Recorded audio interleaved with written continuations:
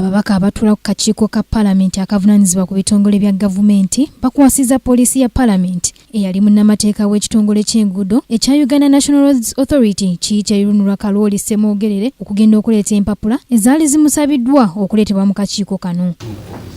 These ones we know, you know what you've given us and it's on record. And the gentlemen we have given you are true, they are very official.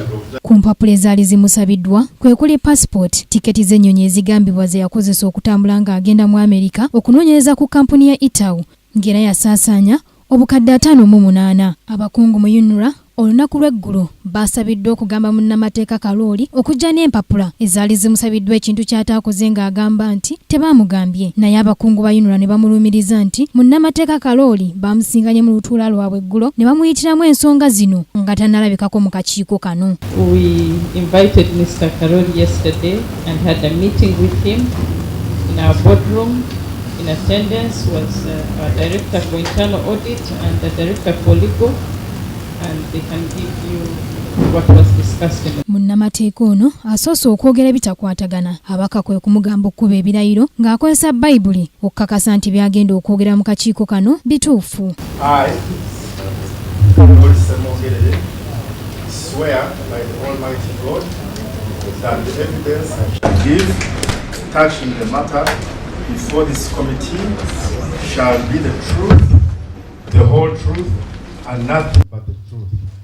Nabadde sizze na biwandiiko kwentambulira nga mbitadde ku ka flash disk kati ebiwandiiko ebyo mbireese natambula nagenda era nenkomawo. Ekisooka eky'ennaku esente ze yatwala ebbanga lyonna ng'agenza okukola omulimu taleetanga ripooti. Ekyokubiri yadde baamugambye ng'abadde akimanyi nti alina okujja nabyo yazze nga talina kiraga nti paasipooti ye baagikoonamu ng'afuluma bweru ate nga talina na tiketi eziraga nti yalinnyako ennyonyi. Kajina yennyamidde olw'ensobi ezaakolebwa abantu be yaddira mu bigere n'ategeeza nti bagenda kukola ekisoboka obutakola nsobi ze ezimu. It is wrong esente okuziteeka ku account ya private company okuziholdinga for government nga government emaliriza mirimu gyayo.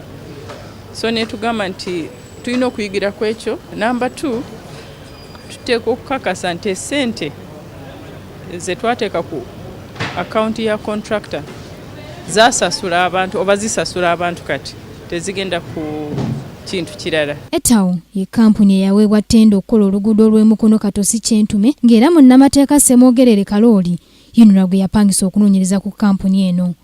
Joanita Mbabazi, Kingdom TV, amalindirire.